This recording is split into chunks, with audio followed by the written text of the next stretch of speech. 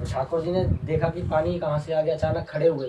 जैसे ही खड़े हुए तो पानी की वजह से पहाड़ से फिसल गए। अब जैसे ही फिसले हैं तो पीछे पीछे अष्टसखियों के 3 नामकरण है। प्रथम नामकरण चित्र विचित्र शिला, दूसरा नामकरण फिसलनी शिला, तीसरा नामकरण आलता। यहाँ होता है ठाकुर जी के चरण धोए जाते हैं। इसी पर थोड़ा सा ऊपर जो है पुष्कर कुंड है। जब जमाई घर में पहली बार आता है तो चरण धोए जाते हैं। अच्छा, ये जो आप बता रहे हैं द्वापर युग में यही लीला हुई थी। भगवान जब यहाँ आए थे तो उनके चरणों को यहाँ पुष्कर कुंड में धोया गया था। वो स्थान भी इसी पर्वत पे है। इसी पर्वत पे, यहीं से थोड़ा सा ऊपर। राधे राधे दोस्तों, मैं सुनील शर्मा और स्वागत करता हूँ आप सभी का आपके अपने चैनल ब्रजवासी ब्लॉग्स पर। दोस्तों, आज हम आए हैं एक ऐसे स्थान पर जहाँ मान्यता है कि भगवान श्री कृष्ण और राधा रानी की प्रमुख सखी ललिता सखी का विवाह हुआ था। आप मेरे पीछे देख पा रहे होंगे, ये जो सफ़ेद कलर का आपको गुंबद दिखाई दे रहा है, यही वो स्थान है जहाँ ललिता सखी और भगवान श्री कृष्ण का विवाह हुआ। तो आइए चलते हैं, हम और आप मिलकर देखते हैं यहाँ पर ठाकुर जी ने क्या लीला की और किस रूप में ठाकुर जी का यहाँ पर दर्शन। तो दोस्तों, इस समय हम मौजूद हैं उस स्थान पर जिसे फिसलनी शिला कहा जाता है और मान्यता है कि इसी स्थान पर भगवान श्री कृष्ण और ललिता सखी के मेहंदी के निशान यहाँ आज भी देखे जा सकते हैं। आज भी उन चिन्हों का यहाँ दर्शन किया जा सकता है जो द्वापर युगीन है। तो आइए जानते हैं इस स्थान के विषय में। यहाँ के स्थानीय निवासी मेरे साथ मौजूद हैं। तो सबसे पहले पंडित जी राधे राधे। राधे राधे। पंडित जी, क्या महत्व है इस स्थान का और भगवान ने यहाँ पर क्या लीला की है? देखिए, जिस स्थान पर आप बैठे हो ये है सखीगिरी पर्वत, और इस स्थान पर भगवान ने विवाह की लीला करी है। जैसे बच्चे आपस में खेलते हैं, इस प्रकार से बाल लीला करी है। तो यहाँ जो आप ये पीछे देख रहे हो, पहाड़ यहाँ से इस प्रकार शुरू हो रहा है, जैसे झूला होता है। तो यहाँ पर बैठकर अष्टसखियाँ जो है बैठी हुई थी, पैरों में महावर लगा रही थी। अच्छा, यहाँ पीछे और इसी स्थान पर जी हाँ, और यहाँ पर बैठकर ठाकुर जी मिट्टी के खिलौने बना रहे थे। जैसे बच्चे आपस में पहले खेलते थे, मिट्टी के खिलौने बनाते थे, ऐसे ठाकुर जी यहाँ बैठकर मिट्टी के खिलौने बना रहे थे। तो जो अष्टसखियाँ हैं, ललिता सखी जैसे कि विशाखा सखी, तो उनके हाथों में महावर का पानी था एक बर्तन में, तो वो हाथ से छूट गया। अब जैसे ही छूटा है तो वो ठाकुर जी के पैरों में से होते हुए मिट्टी के खिलौनों में चला गया। अब जैसे ही मिट्टी के खिलौनों में पानी गया, मिट्टी के खिलौनों में पानी जाएगा तो वो तो बिखर जाएंगे, उनका आकार जो है आड़ा टेढ़ा हो जाएगा। तो आड़ा टेढ़ा जो बर्तन होता है या कोई आड़ा टेढ़ा किसी चीज़ का आकार है, तो ब्रज भाषा में उस आड़ी टेढ़ी चीज़ को चित्र विचित्र कहा जाता है। ये ब्रज भाषा में शिला से इस प्रकार इसके 3 नामकरण है। प्रथम नामकरण चित्र विचित्र शिला, दूसरा नामकरण फिसलनी शिला, तीसरा नामकरण आलता। ये जो शिला है इसका नामकरण हुआ जो है चित्र विचित्र शिला नामकरण इसे किया गया। फिर उसके बाद इसे फिसलनी शिला कहा जाता है। फिसलनी शिला इसलिए कहा जाता है कि ठाकुर जी ने देखा कि अचानक पैरों में पानी कहाँ से आया। पहाड़ पर बिना यहाँ कोई नदी भी नहीं है, तो पहाड़ पर बारिश से ही पानी आ सकता है, और बारिश भी नहीं हो रही है। अब ठाकुर जी का बाल स्वरूप है, ऐसा कहा जाता है। उस समय ठाकुर जी 22 दिन के थे जब ये लीला हुई, बाल लीला। अच्छा, जिस समय ये लीला हुई है जो आप बता रहे हैं, जिस लीला का वर्णन आप कर रहे हैं, ये लीला केवल 22 दिन के थे ठाकुर जी उस समय हुई है। तभी ठाकुर जी दिव्य लीला करी है। तो ठाकुर जी ने देखा कि पानी कहाँ से आ गया, अचानक खड़े हुए। जैसे ही खड़े हुए तो पानी की वजह से पहाड़ से फिसल गए। अब जैसे ही फिसले हैं तो पीछे पीछे अष्टसखियाँ फिसलने लगी हैं। इस पर्वत को आप देख सकते हो, इस शिला को, पूरे पहाड़ से ज़्यादा इस एक शिला पर फिसलनी है, इसे फिसलनी शिला नामकरण दिया गया है। इसको आप देख सकते हो। अच्छा, ये शिला फिसलनी है, आप सही कह रहे हैं। इस पे खड़ा होना बड़ा मुश्किल है। पूरे पहाड़ पर ये एक ही शिला ऐसी है। तो अब दूसरा नामकरण इसका फिसलनी शिला हुआ। तीसरा नामकरण इसका महावर शिला भी से कहा जाता है, आलता पहाड़ी भी कहते हैं। आलता पहाड़ी, जी हाँ, आलता कहते हैं। उसके बाद ठाकुर जी ने जो है ललिता जी के संग विवाह संस्कार किया। तो हम यहाँ पर दर्शन कर सकते हैं इस फिसलनी शिला का, और जहाँ आज भी ठाकुर जी की मेहंदी के निशान, ललिता सखी की मेहंदी के निशान हम दर्शन कर सकते हैं। ये दूर से देखने पे ही ऐसा पता चल रहा है, यही वो फिसलनी शिला है। यहाँ बैठकर ठाकुर जी अष्ट सखियों के साथ में इसी फिसलनी शिला पर बैठकर फिसला करते थे, खेला करते थे। यहीं पर बैठकर ये आप देख सकते हैं, दर्शन कर सकते हैं। और इसी फिसलनी शिला को चित्र विचित्र शिला भी कहा जाता है। ये हम दर्शन कर सकते हैं। यहाँ पर मेहंदी के निशान बड़े स्पष्ट रूप से दिखाई दे रहे हैं, ये दर्शन कर सकते हैं। जहां मैंने उंगली रखी हुई है, ये सभी मेहंदी के निशान हैं। यहाँ से बैठकर ठाकुर जी अष्ट सखियों के साथ फिसला करते थे और उनके चरण इस शिला से टकराकर यहाँ रुक जाया करते थे। ये मेहंदी के निशान यहाँ बड़े स्पष्ट रूप से देखे जा सकते हैं, उनका दर्शन किया जा सकता है। इसी शिला को चित्र विचित्र शिला भी कहा जाता है।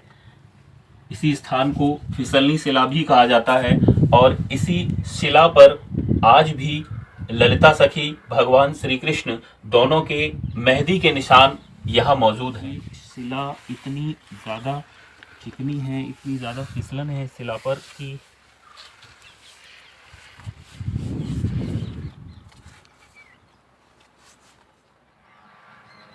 पंडित जी, क्या लीला हुई है इस स्थान पर? भगवान ने कौन सी लीला की है यहाँ पर? ये जो स्थान है ये है बिहावला। बिहावला जो कहा जाता है उसे विवाह स्थल को बिहावला कहा जाता है। ये जो सिंहासन के आप दर्शन कर रहे हो, ये सिंहासन राधा रानी और विशाखा सखी का सिंहासन है। राधा रानी और विशाखा सखी, जो राधा रानी की अष्ट सखियों में जिन्हें गिना जाता है। दूसरे नंबर की सखी है जो कि कमई में विराजमान है जी। जो विशाखा सखी हैं उनका जो निवास स्थान है वो कामई है। हाँ, कमई है। तो इस सिंहासन पर राधा रानी और विशाखा सखी विराजती हैं।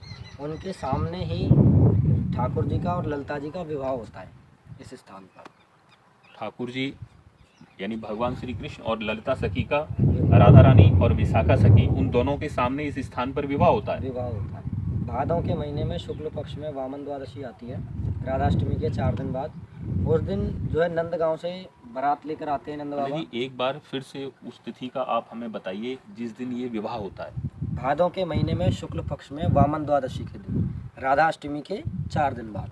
राधाष्टमी के 4 दिन बाद जो वामन द्वादशी आती है, जी हाँ, उस दिन यहाँ पर विवाह होता है। विवाह होता है ललिता सखी और भगवान श्री कृष्ण का। जी। नंदगांव से बाकायदा बारात आती है, जैसे एक घर का विवाह होता है। नंदगांव के जो पुजारी हैं वो बारात लेकर यहाँ आते हैं ऊंचा गांव में। ऊंचा गांव में जो दाऊ जी का मंदिर है, ललिता सखी मंदिर के सामने ही है। तो वहाँ देखो सगाई वगैरह जो विवाह की रस्में होती हैं ये बड़े बुजुर्गों के सामने होती हैं।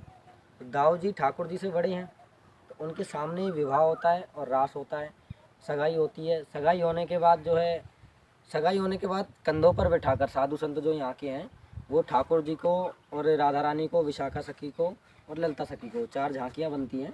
जो स्थान आपने अभी बताया कि यहाँ पर दाऊ जी का मंदिर है, वो मंदिर इसी गांव में है? जी, इसी गांव में है, बिल्कुल ललिता सखी मंदिर के सामने ही है। तो वहाँ पर क्या कार्यक्रम होता है? वहाँ सगाई होती है ठाकुर जी की। अच्छा, भगवान की सगाई ललिता सखी के साथ में वहाँ होती है? जी हाँ। और उसके बाद फिर यहाँ आकर भगवान का विवाह होता है? विवाह होता है, यहाँ फेरे होते हैं। फेरे यहाँ पर होते हैं? फेरे यहाँ पर होते हैं। तो जो 4 झांकियाँ बनती हैं उन्हें कंधों पर बैठाकर साधु संत वहाँ से यहाँ इस स्थान पर लेकर आते हैं। अच्छा, दोनों को, ललिता सखी और भगवान श्री कृष्ण दोनों को यहाँ पर लाया जाता है? जी हाँ, यहाँ पर लाया जाता है। यहाँ पर लाए जाने के बाद आपने देखा होगा दूल्हा दुल्हन के यहाँ श्रृंगार होता है, बिंदी लगी होती है, वो श्रृंगार यहाँ होता है। ठाकुर जी के यहाँ चरण धोए जाते हैं। इसी पर थोड़ा सा ऊपर जो है पुष्कर कुंड है। जब जमाई घर में पहली बार आता है तो चरण धोए जाते हैं। अच्छा, ये जो आप बता रहे हैं द्वापर युग में यही लीला हुई थी। भगवान जब यहाँ आए थे तो उनके चरणों को यहाँ पुष्कर कुंड में धोया गया था। वो स्थान भी इसी पर्वत पे है? इसी पर्वत पे, यहीं से थोड़ा सा ऊपर है। उसका दर्शन हम कर सकते हैं? जी बिल्कुल। अच्छा, फिर पैर धोने के बाद उनको यहाँ वापस लाया जाता है? उनको यहाँ वापस लाया जाता है। यहाँ पर जो है पूजा होती है। पूजा होने के बाद ठाकुर जी के फेरे होते हैं। उस विवाह के समय जब फेरे होते हैं तो उस जो कार्य को करने का ठाकुर जी की कृपा से हमें सौभाग्य प्राप्त होता है। ललिता सखी के वंश के पुरोहित कहलाते हैं हम। अच्छा, आप स्वयं कराते हैं उस विवाह को? स्वयं पीढ़ी दर पीढ़ी जो है उस विवाह को कराते हुए आ रहे हैं हम। 40 साल से हमारे पिताजी शाकाचार पढ़ रहे हैं। जब फेरे होते हैं तो उस समय ग्रंथ पढ़ा जाता है जिसे शाकाचार कहते हैं। ये शाकाचार क्या है? शाकाचार जैसे कि आपने देखा होगा, जब बच्चों की विवाह होते हैं तो विवाह के समय दोनों पक्षों की कुंडलियाँ मिलाई जाती हैं। उसमें दोनों वर पक्षों के गोत्र, नक्षत्र वगैरह सब कुछ कई पीढ़ियों तक का मिलन कराया जाता है मंत्रों द्वारा। एक बंधन जुड़ जाता है दोनों परिवारों के बीच। तो उस प्रकार से दोनों बंधन जुड़ जाते हैं। उस स्थान की पूर्ण लीला बताई जाती है। जैसे कि एक गवाह जो होते हैं, तो उस पीढ़ी दर पीढ़ी उस समय से हम विवाह ठाकुर जी का कराते आ रहे हैं। नहीं, जो साकोचार है ये सभी बातें उसी में से बोली जाती हैं? उसी में से बोली जाती है। उसे देखकर पढ़ा जाता है? पूरा विवाह उस साकोचार को देखकर पढ़ा जाता है? देखकर और आप उस विवाह में शामिल होते हैं, मतलब जो साकोचार हैं वो आप और आपके पिताजी वही कराते हैं यहाँ पर। उसके अंदर ये तक बताया गया है कि ललिता जी जो है गुर्जर समाज से हैं और बासट्टा गोत्र से हैं। अब देखिए आपका जो गोत्र है वो आप ही बता सकते हो, आपका नेचर भले ही पड़ोसी बता दें। की लीला पूर्ण होती है, पूर्ण होने के बाद जो है आगे देहकुंड पर लीला होती है, फिर आगे बरसाना में ये लीला। इस प्रकार से लीला यहाँ विवाह स्थल लीला पूर्ण की जाती है।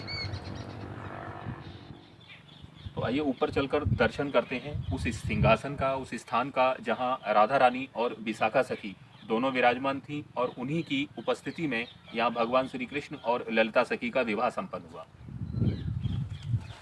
इसी स्थान पर राधा रानी, भगवान श्री कृष्ण,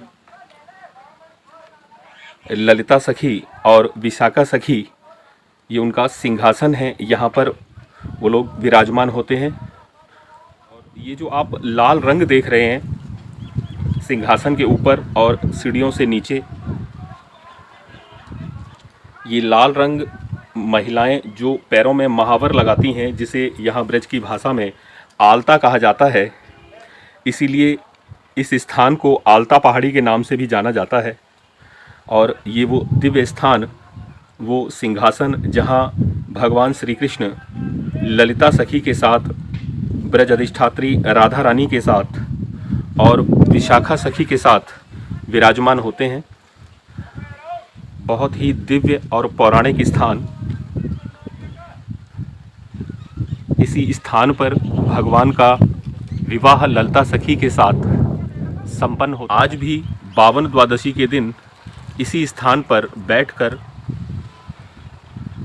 भगवान का विवाह ललिता सखी के साथ संपन्न किया जाता है। बहुत ही सुंदर, दिव्य और पौराणिक यह सखीगिरी पर्वत।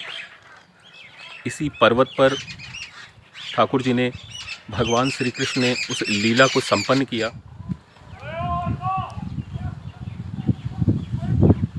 और यही वो सखीगिरी पर्वत, जिस पर्वत पर भगवान सभी अष्ट सखियों के साथ, ब्रज अधिष्ठात्री राधा रानी के साथ यहाँ आकर खेला करते थे। सभी सखियों के साथ यहाँ खेलने के कारण ही इस पर्वत का नाम सखीगिरी पर्वत रखा गया। ये स्थान बरसाना में ही स्थित है। बरसाना में राधा रानी के मंदिर से लगभग 2 किलोमीटर की दूरी पर स्थान है ये।